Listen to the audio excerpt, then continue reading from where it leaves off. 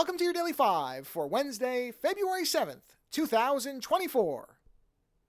Yesterday's review was for a movie that was described, or is often described, as a Friday the 13th ripoff, which, while true in some respects, I did not think was a really fair assessment of the film. I think it's actually better than you would expect from that description. So today's movie, though, is exactly what most people would describe it as, which is a low-budget ripoff of mostly Mad Max, in particular the later Max films where it's all desert, and just a sprinkling of David Lynch's Dune of all things. I just don't know how you can see the Reverend Mother character in this film and not think of that.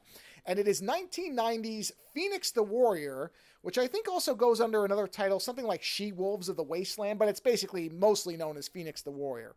And this is an exceptionally low-budget Mad Max ripoff film. But unlike The Dorm That Dripped Blood, which I talked about yesterday, or Death Dorm, this is one that really is only going to appeal to one of two types of people.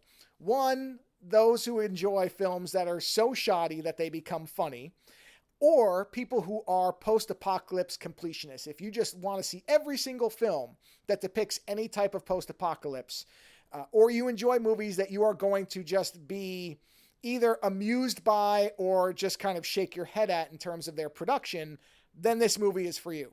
I wouldn't even, because some people have said, oh, it's a TNA film because it's lots of women that are wearing almost nothing. That's true, but I don't think that even that crowd would necessarily care enough to make it all the way through this movie. There were points in this, I have to admit, that I was starting to fall asleep, that were actually pretty boring. And if not for one particular aspect, which I will talk about in detail on the Friday show, if not for one thing, I might not even have reviewed it. Because, I don't like to do negative reviews. And I'm not going to say that the movie is unwatchable. I don't think that that's fair. It's not offensive. It's just not really doing much of anything, even with its meager budget and resources. Reportedly, the lead actress was paid $50 to do the movie. And I can believe that because there's very little attempt to hide the fact that this is all just stuff shot likely in Southern California in the desert with real-world vehicles and a minimal amount of set dressing. And one person, well, I shouldn't say that. There are a couple people wearing masks that are obviously masks, but one person who has some degree of makeup.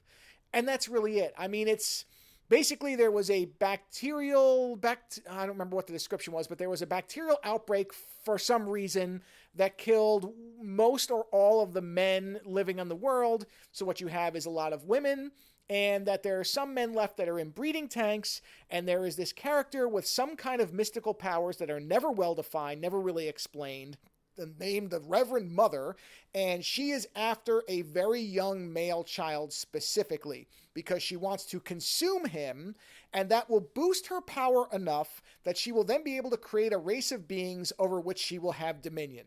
And that's basically the plot of the movie. And Phoenix, the titular Phoenix the Warrior, is a warrior, a female warrior, who finds a young woman who is pregnant with a male child that somebody implanted into her. And it seems like it's the Reverend Mother's breeding tanks, which makes you wonder why she can't create more male children. They don't really ever explain it. But Phoenix takes guardianship of this young woman, and there are several weird time jumps where once the child grows up to be a young man, they are trying to defend him and shield him from the Reverend Mother. And that's the basic setup. I'll go through the whole plot. It won't take very long on Friday. But again, this is such a niche movie. Again, so bad it's good type of stuff. Okay, you'll probably get something out of this. And if you really, really love post-apocalypse movies and just want to see every single one you can, then this will check that box off for you. But it's really not worth much seeing outside of that. It's just too shoddy. But there is this one great concept that they deliver late in the movie. I didn't actually realize what was going on for a while, which is a race of mutants whose religion is the TV guide.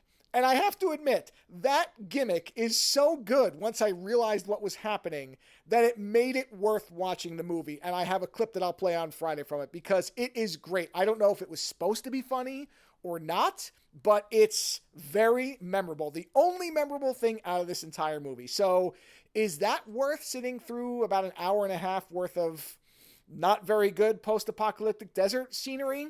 You will have to make the decision, but either way, it's a film from 1990 called Phoenix the Warrior. Watch this one at your own discretion. Later.